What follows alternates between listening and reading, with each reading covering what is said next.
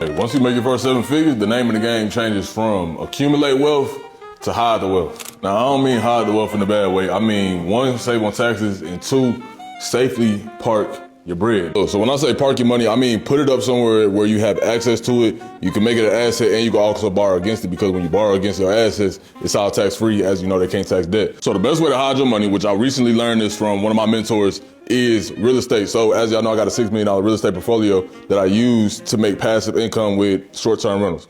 Besides that, with the equity that you have inside of a property, let's say out of a $6 million real estate portfolio, we got about $1.7 million into it. I can use my equity, which is the $1.7 million, as collateral on a $1.7 million loan, which is tax-free because it's debt at the end of the day. I use that debt to put down to acquire more property. Once those loans get paid back, you can use the combined equity to then rinse and repeat the process and keep increasing, 1, how much funding you can access, and 2, continue to park the money in places that they can't tax. If you got $1 million in real estate, you don't pay taxes on $1 million. You pay property tax every single year. If you got $1 million cash, $1 million income, you got to pay the IRS almost $470,000 out of that million. So if you got $1 million in property, use that million as collateral. You could borrow a new $1 million. You still got your property. Now you got $1 million, and you could also use this $1 million to make an investment on more assets, rinse and repeat the process. And that's how you become a millionaire when it comes to credit.